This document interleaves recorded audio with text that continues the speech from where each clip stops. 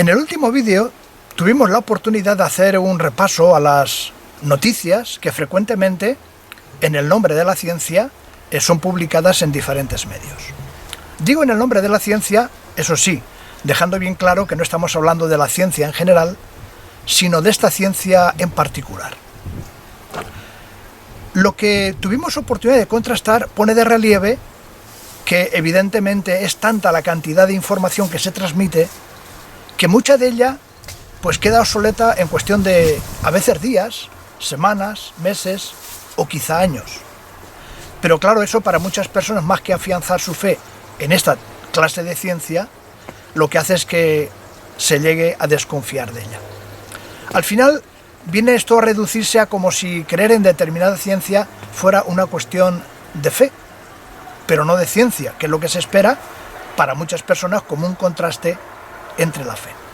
Ahora bien, mencioné en la última oportunidad que íbamos a hablar de una noticia que había escuchado en este mes de octubre, aunque la noticia venía ya rondando de mucho tiempo atrás. Concretamente, ¿qué fue esa noticia que tanto me llamó la atención, que al final no solamente fue publicada en un periódico, sino en muchísimos periódicos diferentes? Fíjense, el periódico ABC, precisamente en diciembre, vino a decir lo siguiente. Descubren que muchas tormentas eléctricas generan nubes radioactivas. Curioso, ¿no? Otra noticia, en este caso también de El Mundo, por esa misma fecha de octubre, un avión espía reconvertido en laboratorio revela cómo las tormentas eléctricas generan radiación. Esa era otra noticia. Y en esa misma línea, lo que pasa es que esta noticia ya era más lejana en el tiempo.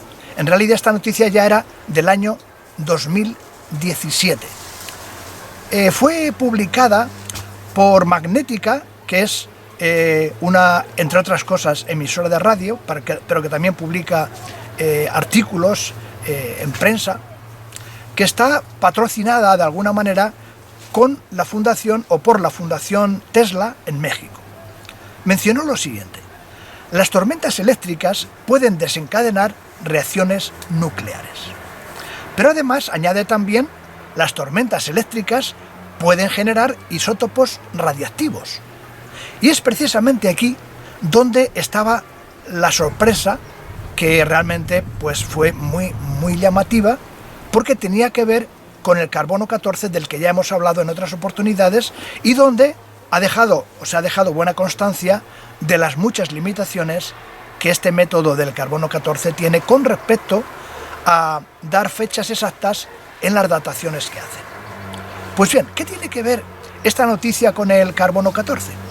Bueno, si se fijan, este artículo venía pues con otros muchos detalles más adicionales, como este que pueden contemplar, donde dice: las tormentas son la segunda fuente natural de isótopos radiactivos en la naturaleza, según los científicos.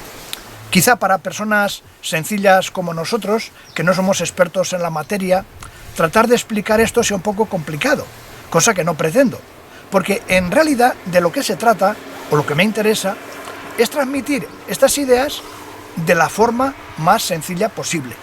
Trato de entenderlas yo y por lo tanto procuro transmitirlas de una forma sencilla para que cualquier persona la pueda entender. Pero dado que no tengo una profunda formación científica, lógicamente me tengo que basar en lo que otros científicos reconocidos, de alguna forma, tienen algo que decir al respecto. En realidad, esta noticia, digamos, la persona que de alguna manera me da autoridad para mencionarla como algo que dice no un científico, sino, o sea, no yo, una persona con pocos conocimientos científicos, me estoy refiriendo a don Ángel Rodríguez Lozano. Es un físico y también es un divulgador científico. Digo esto porque se ha pasado varias décadas trabajando para Radio Nacional de España. Evidentemente es un experto en la materia, y en una de las publicaciones que últimamente está haciendo, pues habló del tema. La noticia la sacó de esta publicación que también pueden observar, que tiene que ver con la famosa revista Nature o Naturaleza, en la que podemos ver la portada que se titula Anatomía de una kilonova. Esto fue publicado en noviembre del año 2017 y el experto que estaba tras ella era precisamente el japonés Teruaki Enoto. Exactamente, ¿qué es lo que este hombre descubrió? ¿Qué hizo que este experto en el tema de la difusión de noticias científicas le llamara la atención? Bueno, pues en primer lugar, lo que se pone de relieve es que esta materia concreta de la que Teruaki Enoto es experto, en realidad es algo que ya empezó a investigarse allá por la década de los 20, 1925 o por allí, ¿no? Ya habían habido otros científicos que habían pensado que esto era posible y que habían investigado, pero por diferentes razones aquellas investigaciones se dejaron.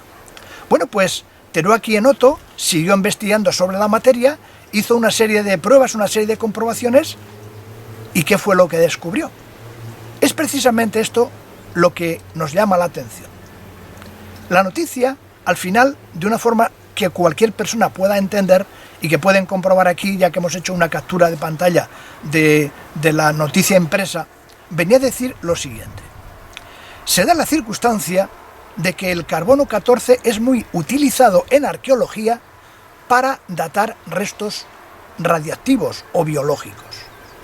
Bien, después de hacer esta afirmación, más adelante sigue hablando de la misma y añade: este método es muy bueno siempre que no existan fuentes de carbono 14 adicionales.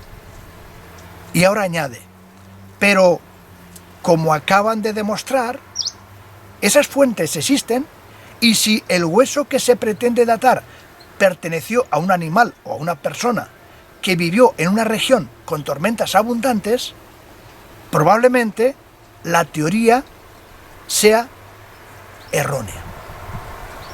Y aquí es donde precisamente está el quid de la cuestión. Parece ser que se ha comprobado científicamente que las tormentas eléctricas influyen en la cantidad, en la densidad, en todo lo que tiene que ver con el carbono 14. Como estos científicos vienen a reconocer, si esto es cierto, ¿cómo es posible que se pretenda utilizar el carbono 14 como una medida exacta si se da la circunstancia que en diferentes lugares de la Tierra, como está comprobado, hay diferentes intensidades? Si precisamente el carbono 14 es algo que requiere una estabilidad para poder ser o para dar datos realmente exactos, ¿es el hombre capaz de saber la cantidad de tormentas eléctricas que se producen todos los días, todas las semanas, todos los años? Lo que ha ocurrido en la Tierra con respecto a diferentes fenómenos atmosféricos durante miles y miles de años. ¿Está el hombre en condiciones de hacer un análisis de cómo en esos miles de años las tormentas eléctricas, su intensidad o su no intensidad en lugares determinados, es capaz de que se atrevan a dar dataciones fiables y confiables? El carbono 14 tiene ciertas limitaciones reconocidas por los científicos. Es por eso que si afirmo que el carbono 14 necesita sobre todo estabilidad, cualquier cosa que altere esa estabilidad, pues evidentemente hará que dé datos equivocados. Voy a poner un ejemplo para que lo puedan entender. Aquí tenemos un reloj. En este caso se trata de un rudimentario reloj de arena, que no tiene mayor importancia, pero sí la tiene para comprender el efecto.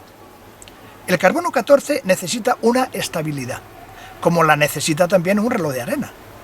Pero ¿qué ocurriría si en miles de años este reloj de arena fuera por diferentes motivos siendo alterado?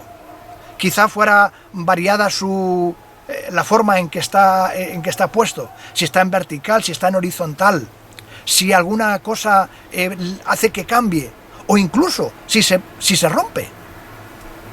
El hombre es capaz de saber, en el caso del carbono 14, cómo le han afectado las tormentas eléctricas que tienen que ver con la composición del carbono 14 ¿Es lógico, es razonable pensar que el hombre tiene capacidad para averiguar de qué forma se han alterado estos datos?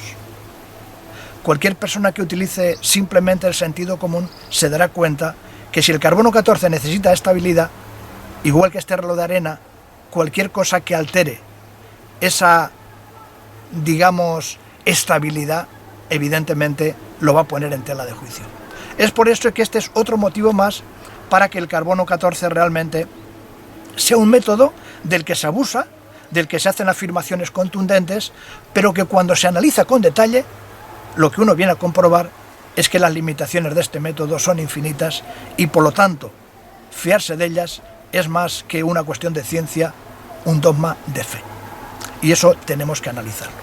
Bueno, desde el principio, una de las cosas que he dejado claro es mi limitada formación científica. Es por eso que recurro siempre a argumentos que cualquier persona pueda entender.